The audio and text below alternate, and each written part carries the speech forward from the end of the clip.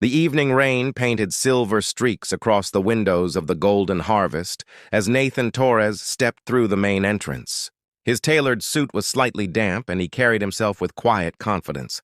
After 6 months of managing his restaurant empire from boardrooms and video calls, he wanted to see his flagship establishment through fresh eyes.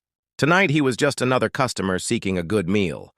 Claire Bennett stood behind the host stand, her dark hair pulled back in a neat bun, her eyes scanning the reservation system on her tablet. At 29 years old, she had worked at the Golden Harvest for 7 years, climbing from server to restaurant manager through dedication and natural talent. She looked up as Nathan approached, offering him a professional smile that lit up her tired features.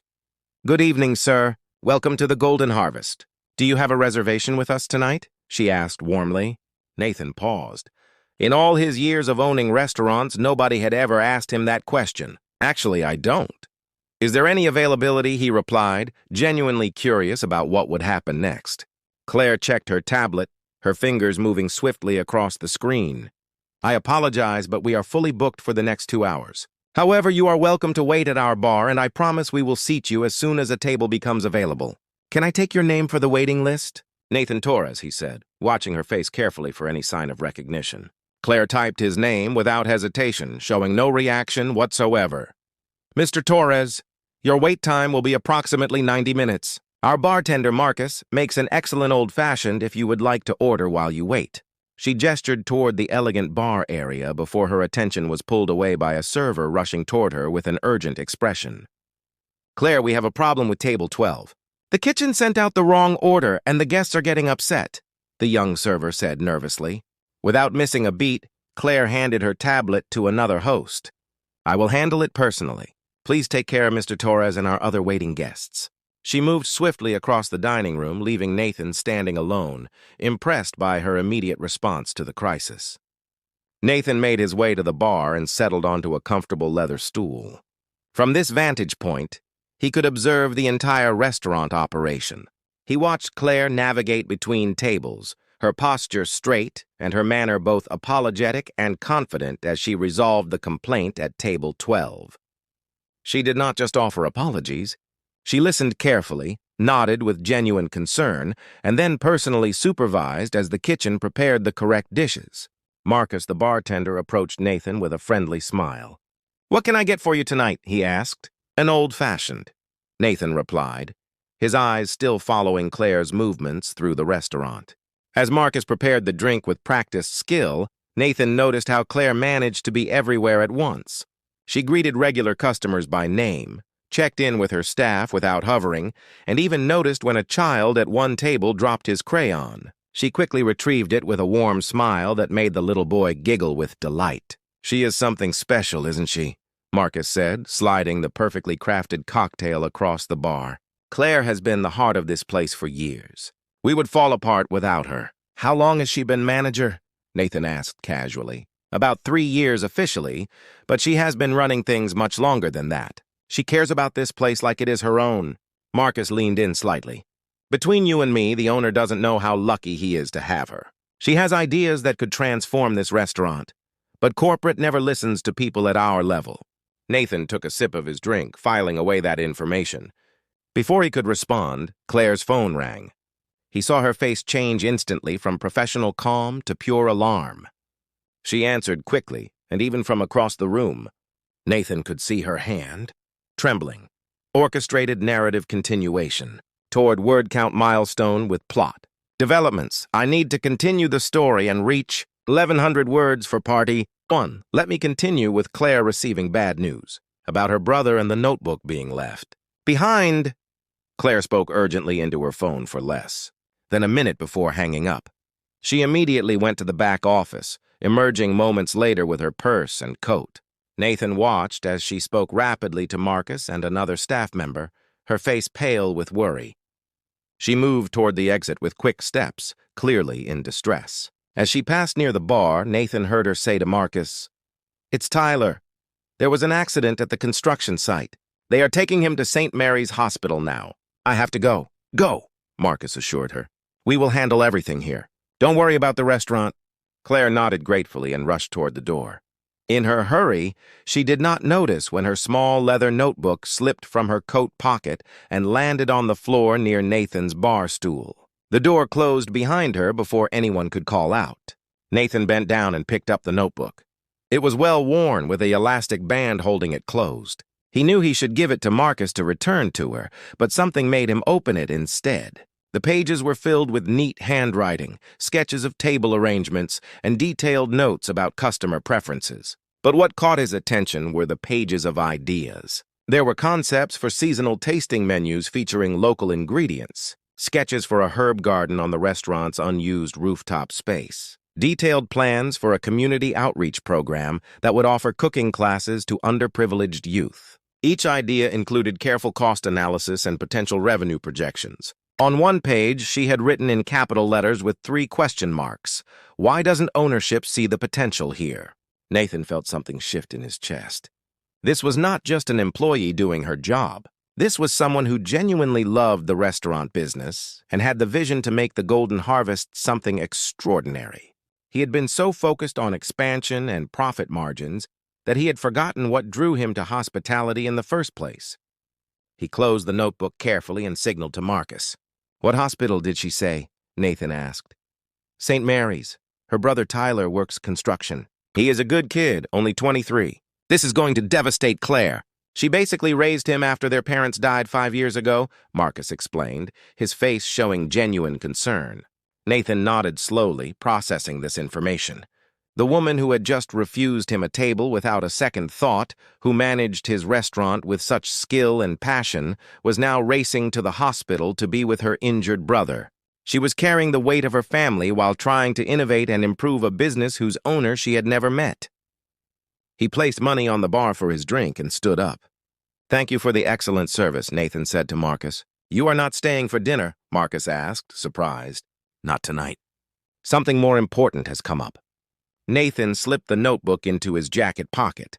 "If Claire comes back for this, tell her a customer found it and will return it to her soon." As Nathan walked out into the rain, he made a decision.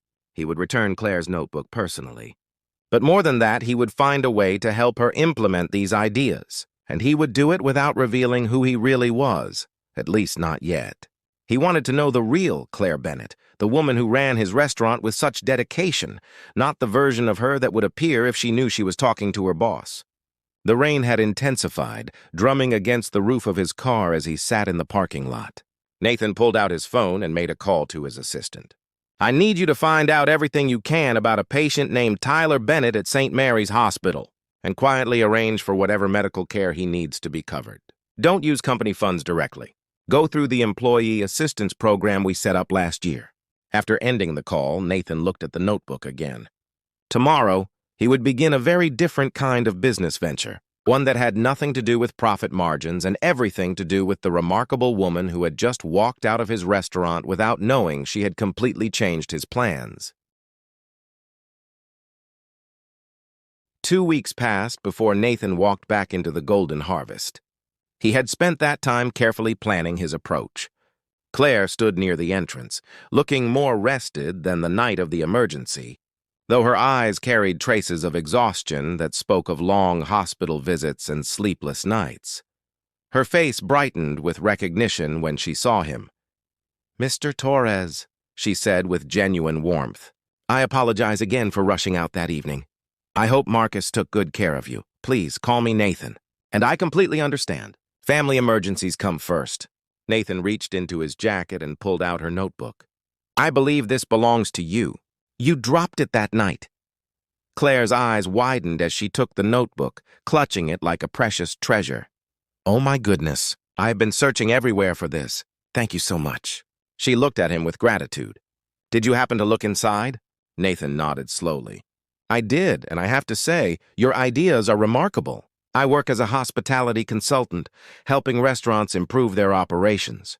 What you have written in that notebook shows real vision." Claire blushed slightly, tucking a strand of hair behind her ear. "They are just dreams, really. Corporate never listens to suggestions from managers. They think we only see the small picture." "What if I told you I could help you implement some of those ideas?" Nathan offered, his voice sincere. I have connections with suppliers, designers, and other professionals. In exchange, I would love to learn more about your approach to authentic hospitality. I have a client who wants to understand what makes restaurants truly special to their communities." Claire studied him carefully, and for a moment, Nathan worried she might refuse.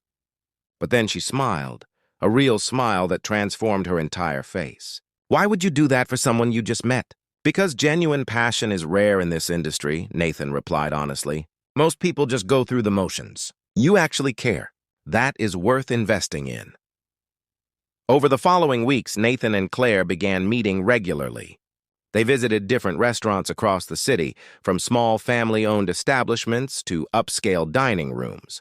Nathan asked Claire's opinion on everything, from menu design to service flow, and she shared her thoughts with growing confidence. "I always believed restaurants should feel like home," Claire explained one afternoon as they sat in a cozy cafe. "Not fancy home, but real home. A place where people feel welcomed, where the staff remembers their names and their stories. That emotional connection is what brings customers back, not just good food." Nathan found himself genuinely captivated by her perspective. She noticed details he had forgotten to pay attention to in his years of focusing on profit and expansion. The way a server's genuine laugh could make guests feel comfortable. How the right lighting could turn dinner into an experience. The importance of knowing when customers needed space and when they craved interaction. Meanwhile, Tyler's recovery had taken a surprising turn. Claire mentioned one day that his medical bills were being covered by some hospital program for uninsured workers. The relief in her voice was unmistakable.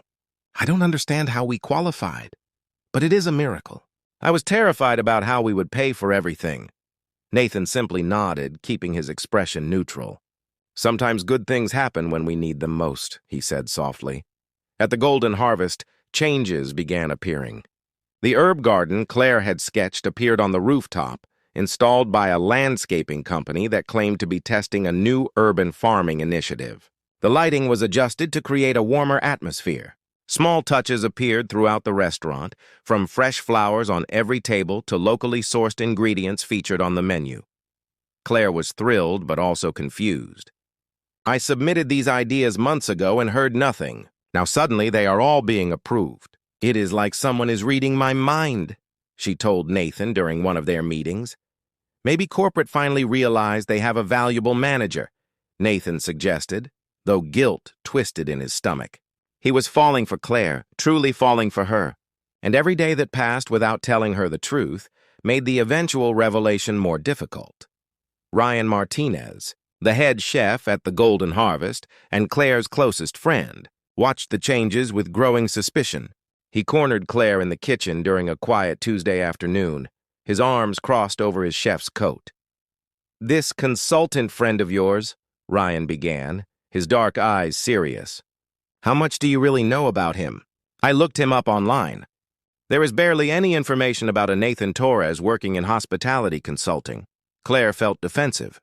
"Maybe he values his privacy. Not everyone plasters their life all over the internet, Ryan."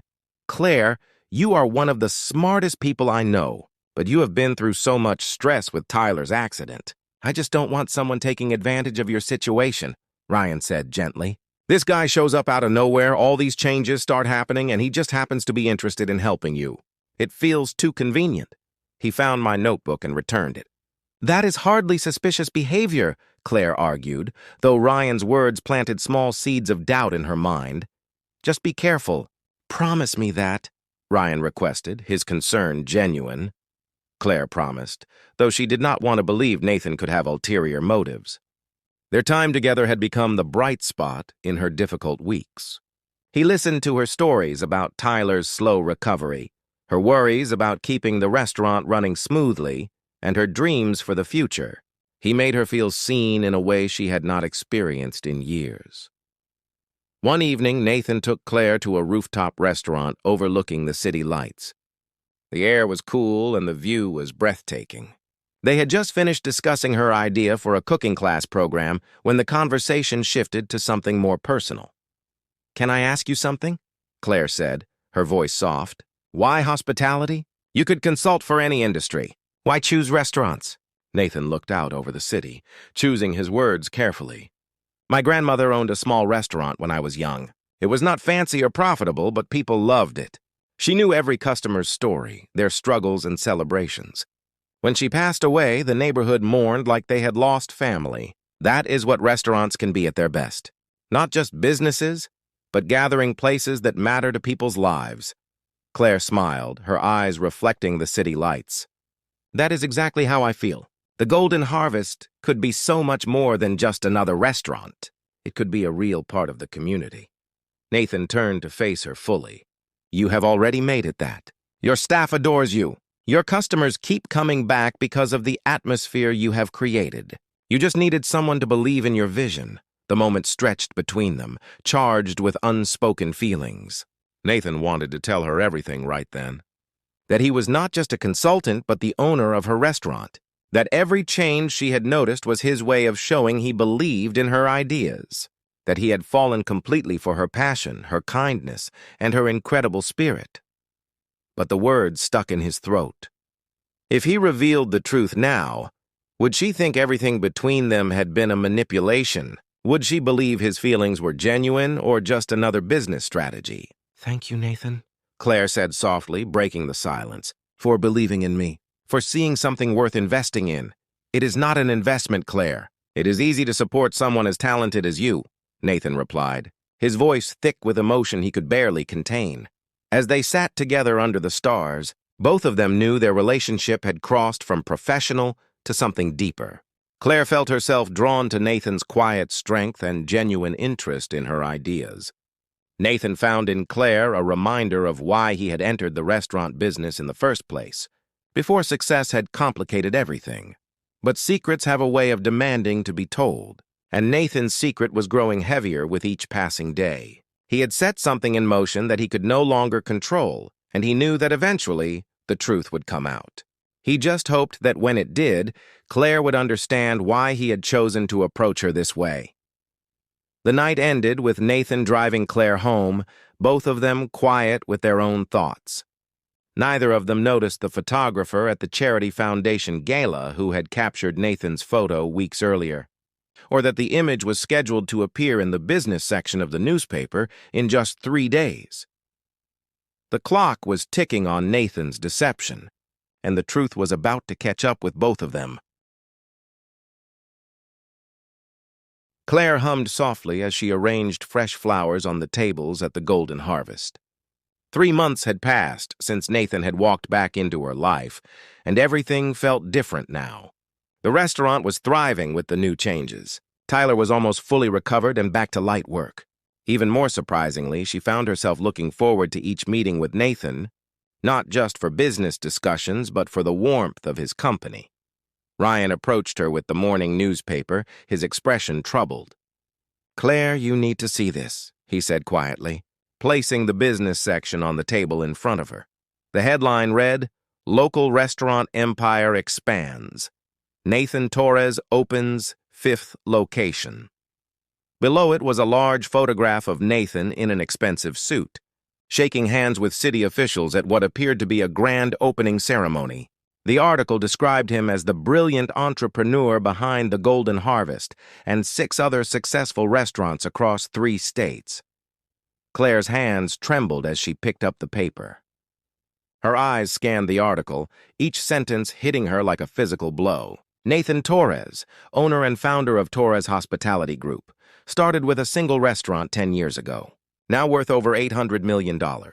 Recently returned from international expansion to oversee his flagship location, the Golden Harvest. "This cannot be right," Claire whispered, though her heart knew the truth. The pieces suddenly fit together with painful clarity. The mysterious approval of her ideas, Tyler's medical bills being covered, Nathan's uncanny knowledge of the restaurant industry. He had not been a consultant helping her. He had been the owner watching her, studying her, lying to her. "I am so sorry, Claire," Ryan said gently, placing a hand on her shoulder. "I tried to warn you something felt wrong." Claire stood abruptly, the newspaper falling to the floor. She felt sick. Every conversation they had shared, every laugh, every moment she had opened up to him about her struggles and dreams, it had all been built on deception. She had trusted him. Even worse, she had started to develop real feelings for him. Her phone buzzed with a text message from Nathan. "Dinner tonight? There is something important I need to tell you." Claire stared at the message, anger rising in her chest. Now he wanted to tell her something important. Now, after months of pretending to be someone he was not. She typed back with shaking fingers. "I know who you are. Don't contact me again." Before Nathan could respond, Claire's phone rang. It was Marcus, his voice panicked. "Claire, you need to get here right now. There has been an accident.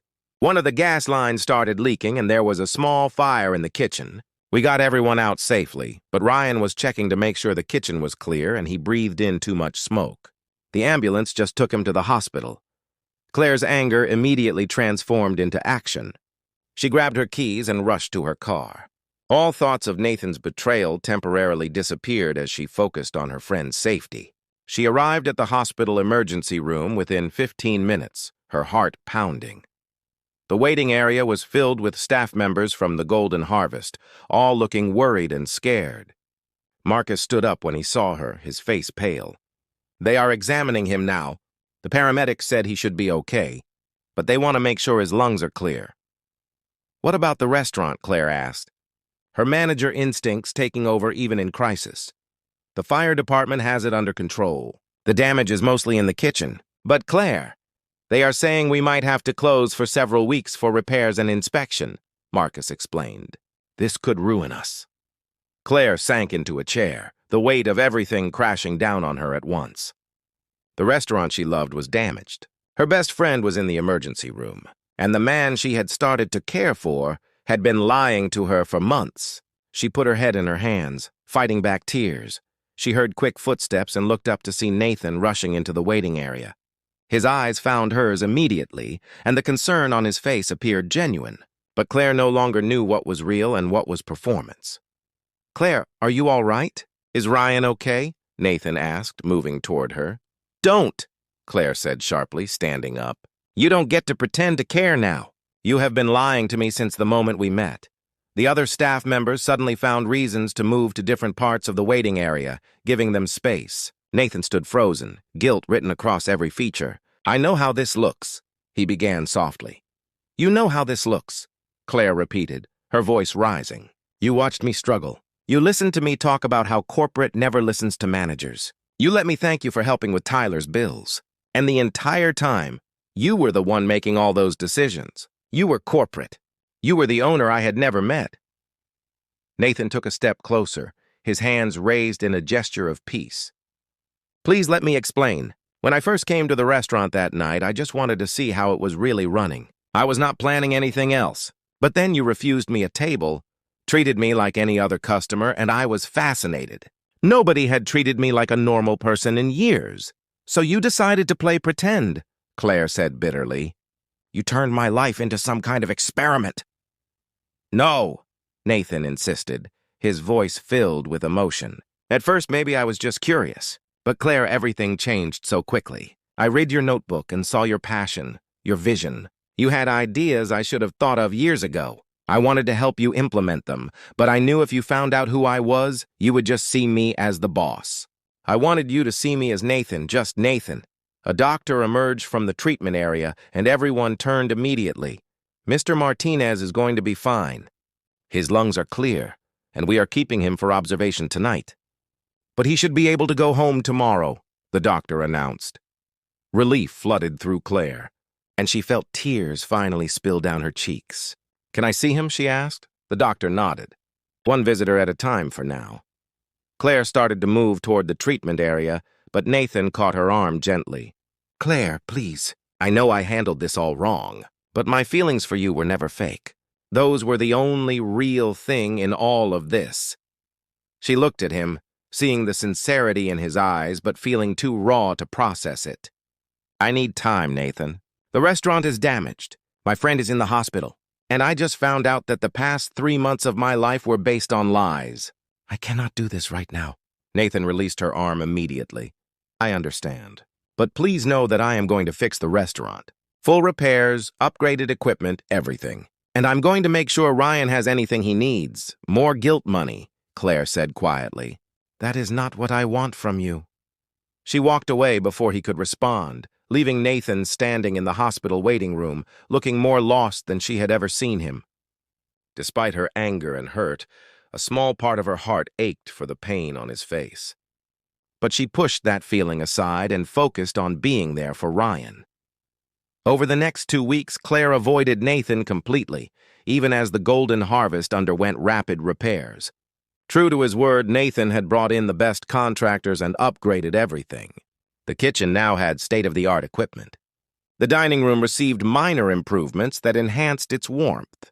The rooftop garden was expanded. Ryan recovered quickly and spent his time helping coordinate the repairs. One afternoon, as he and Claire reviewed the renovation progress, he surprised her with an unexpected perspective. You know, I was wrong about Nathan, Ryan admitted. I thought he was playing games with you. But Claire, look at what he is doing. He could have just fixed the damage and moved on. Instead, he is turning your ideas into reality. Every change here is something you sketched in that notebook. Claire had noticed. The community kitchen space she had dreamed about was being built.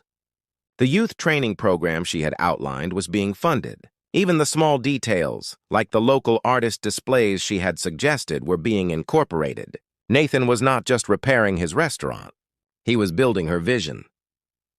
That evening, Claire found an envelope slipped under the office door. Inside was a letter in Nathan's handwriting. Claire, I am not asking you to forgive me right away. I know trust takes time to rebuild, and I shattered yours completely. But I want you to know why I did what I did, not as an excuse, but so you understand. When my wife died 5 years ago, I threw myself into building this business empire. I stopped seeing restaurants as places that brought people together and started seeing them as numbers on spreadsheets. I lost the heart of why I started this journey. Then I met you. You reminded me what hospitality really means. Yes, I should have told you the truth immediately, but I was terrified that you would see me as just another wealthy owner, not as someone who genuinely wanted to learn from you and support your dreams. My deception was wrong, but my feelings were always real. I fell in love with your passion, your kindness, and your brilliant mind. I fell in love with you, Claire. Whether you choose to forgive me or not, the Golden Harvest is yours to run however you see fit. All those ideas in your notebook, they are now official company policy. You have earned the title of Regional Director, with full authority to implement any vision you have. I hope someday you will let me explain everything properly, but until then, I will respect your space. With all my heart, Nathan.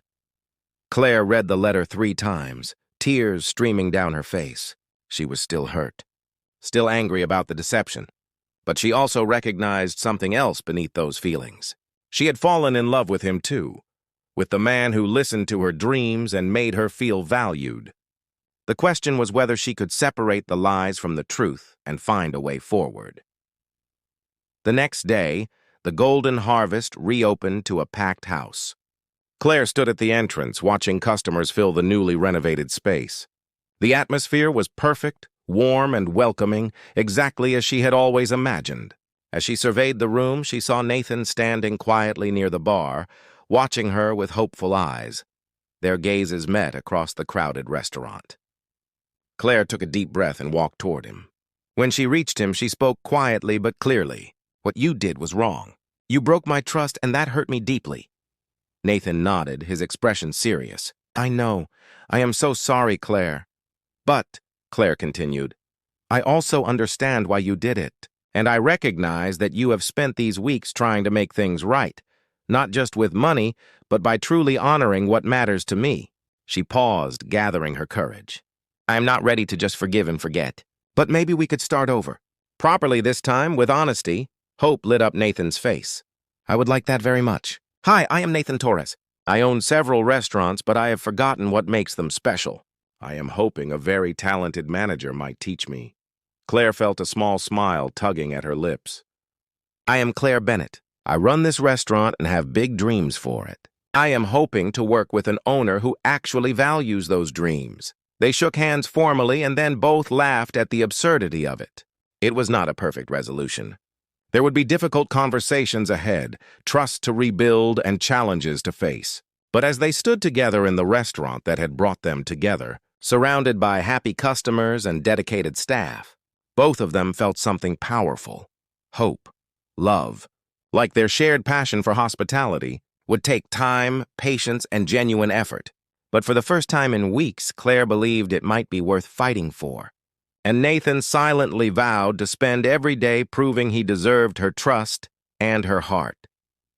The Golden Harvest's lights glowed warmly into the evening, a beacon of hope, second chances, and the possibility that even broken trust could be mended with honesty, patience, and true love.